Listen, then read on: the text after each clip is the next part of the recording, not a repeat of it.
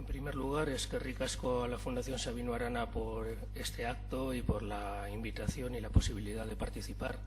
Y en segundo lugar, pues gracias a todos vosotros por atenderlo. Vamos a empezar hablando un poquito sobre el Centro de Interpretación del Cinturón de Hierro que tenemos en Verango. En primer lugar, hablar del propio Cinturón de Hierro, que su nombre inicial era Cinturón Defensivo de Bilbao. El nombre Cinturón de Hierro se lo pusieron posteriormente los franquistas para darle una mayor importancia a lo que iba a ser su victoria o a lo que se consumó posteriormente como su victoria. Es la muralla defensiva que hicimos los vascos y las vascas en 1936 y 1937 para defendernos de un ejército agresor, el ejército rebelde del general Franco. La idea era proteger la urbe, Bilbao, en el caso de que el ejército de Franco avanzara rápidamente y no ocurriera lo que había ocurrido con Donostia, que había caído, sino que Bilbao se pudiera comportar como una plaza sitiada. Para ello, dentro de ese perímetro defensivo debían de existir una serie de recursos, debía de haber agua potable, debía de haber energía eléctrica, debía de haber unos aeródromos, un puerto por el que recibir suministros, unas baterías de costa para defenderlo. Y la muralla defensiva que iba a tener la ciudad de Bilbao eran los propios montes que la circundan, fortificados mediante trincheras, nidos de ametralladora, alambradas y demás suerte de elementos defensivos activos o pasivos conocidos en la época. El impulsor de la iniciativa fue el lehendakari Aguirre, nada más tomar cargo como presidente del gobierno provisional de Euskadi y como consejero de defensa. Y para hacerlo realidad se utilizó una masa muy grande de personas, de hombres y mujeres, sobre todo gente que no era joven en edad militar, que trabajaron en número de hasta 10.000 personas. Tras muchos avatares, el 31 de marzo de 1937, el ejército franquista atacó Vizcaya.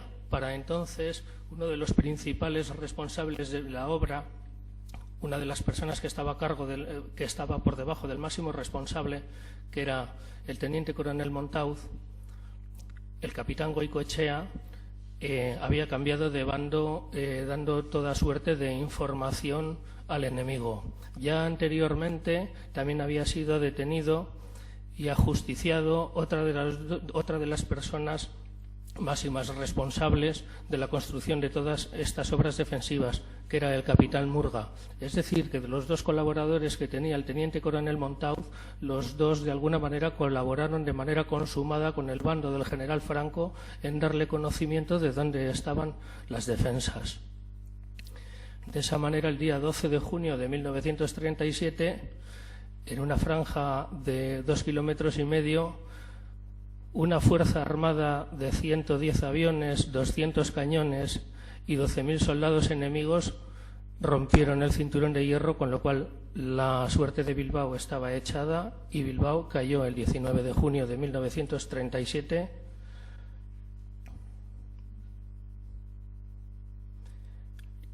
Y bueno, desde entonces hasta ahora han sucedido una serie de circunstancias que han llevado a ir progresivamente languideciendo este resto de nuestra memoria. El trazado en su momento se encontró dividido en 5 sectores, desde Zierbena, Barrica, Sopelana y Verango, que de alguna manera pasan por muchísimos municipios vizcaínos. En la actualidad, varios municipios conservan vestigio en buen estado.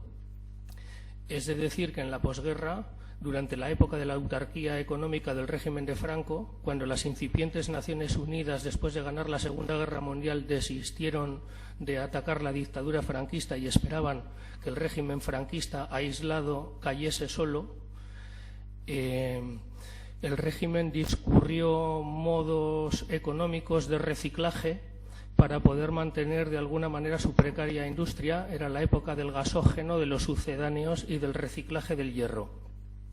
Encontraron una fuente muy grande de obtención de hierro para ser transformado con carbón de poco poder calorífico, y era el hierro que contenían las cubiertas de los nidos de ametralladora. De esa manera fueron sistemáticamente explotados y dinamitados uno tras otro para extraer las varillas de hierro que contenían en el interior, y unos poquitos solamente quedaron sin ser destrozados de esta manera, bien porque no los encontraron o bien porque estaban en sitios difícilmente accesibles para la contrata adjudicataria de estos trabajos, que precisamente estaba a cargo o era uno de sus socios mayoritarios, el capitán Goicoechea, del que hemos hablado ya anteriormente. Pues bien, en Berango se conservaban algunos nidos de ametralladora en un terraplén que da hacia la zona de la Rabasterra.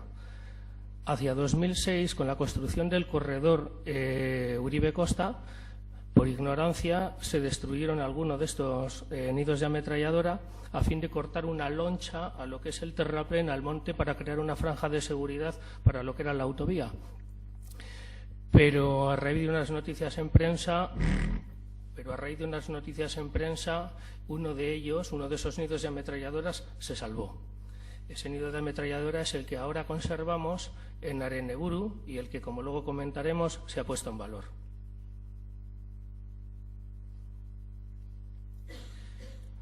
Eran los tiempos en que la Asociación Sancho de Biburco había comenzado ya con la catalogación de restos del cinturón de hierro para la Dirección de Patrimonio del Gobierno vasco, y eran también los tiempos en los que la Asociación de Desarrollo Rural Jataondo estaba visitando otras zonas del Estado donde se estaban poniendo valor este tipo de defensas y de situaciones, pues para conocimiento de la gente y para atraer la curiosidad de los visitantes. A finales del 2010, Jataondo se puso en contacto con la alcaldesa de Berango, María Isabel Landa, para proponerle la posibilidad de restaurar el cinturón de hierro en la localidad y hacer un centro de interpretación. Eran también los tiempos del documental Zerutik Suadator, que recordaréis.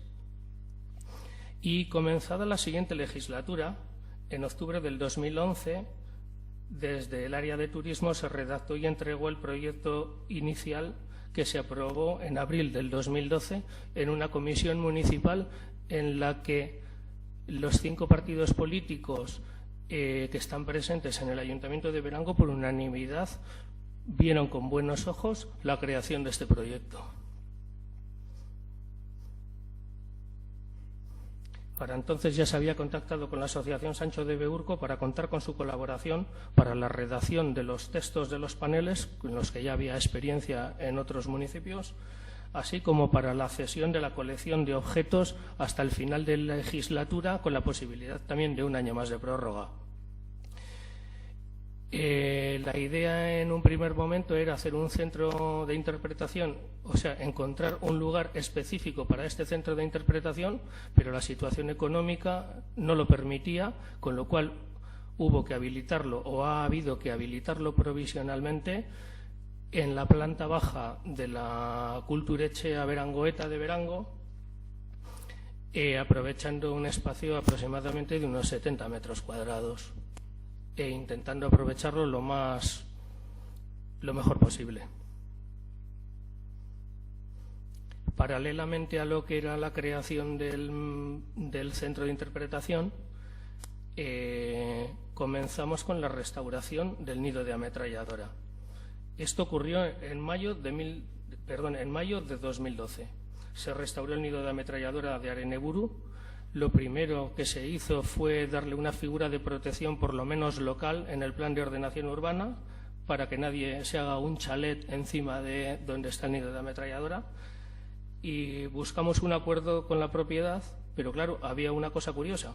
Este terreno en principio no existía, era aire, porque tenía que haber sido rebanado por las excavadoras en el momento de la construcción de la autovía, con lo cual en el catastro figuraba como aire y como propiedad en su momento expropiada.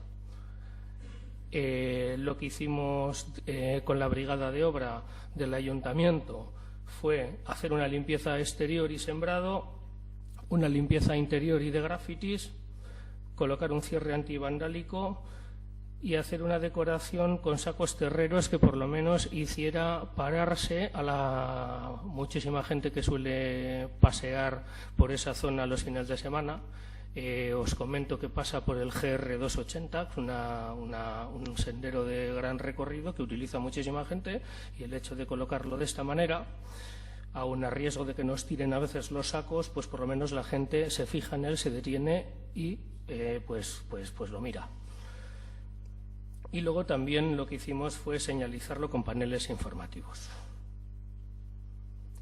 A lo largo del verano del 2012 se diseñó, fabricó y montó el mobiliario de acuerdo al tipo de centro y mensaje que queríamos transmitir.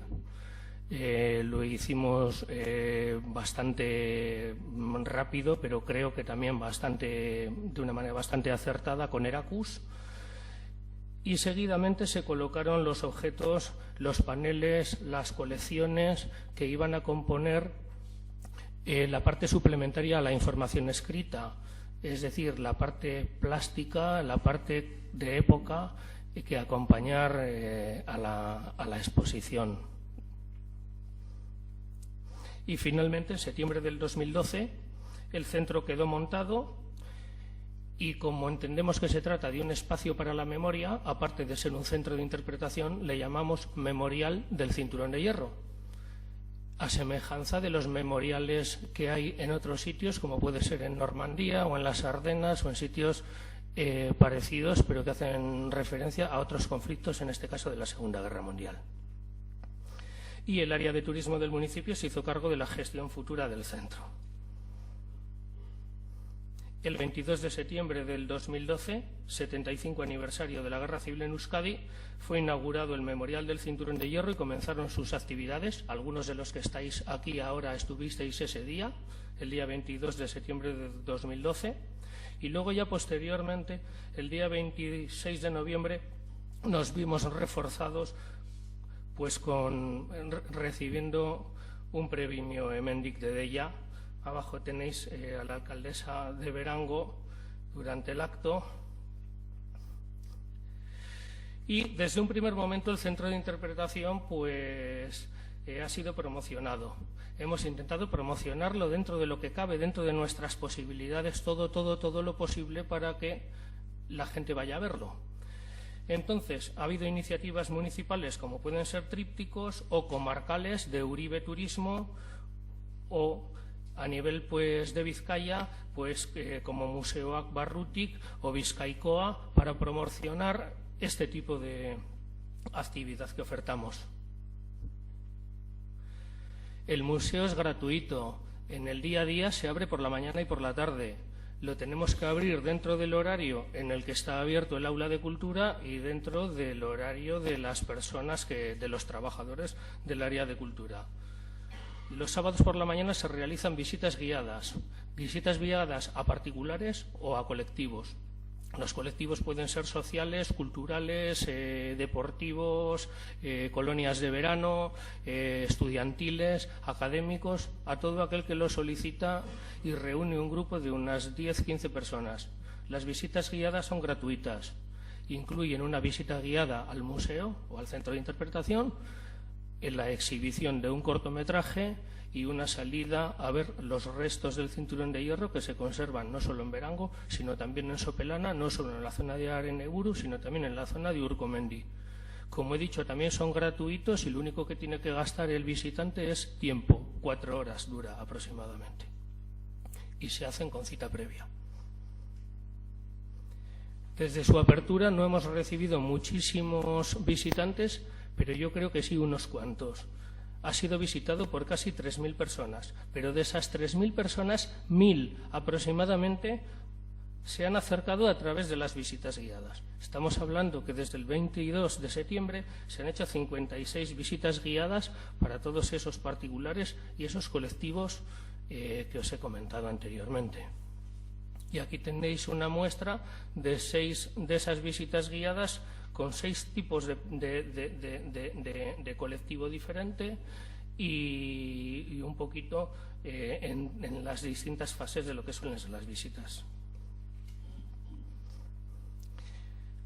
Y además de las visitas guiadas del centro de interpretación, que digamos que es la actividad principal, pues también hemos hecho otras cosas. Hemos hecho exposiciones de fotografías del Cinturón de Hierro, de modelismo, de maquetas. Ahí tenéis una muestra de lo que era la Alhóndiga durante la Guerra Civil, en 1937.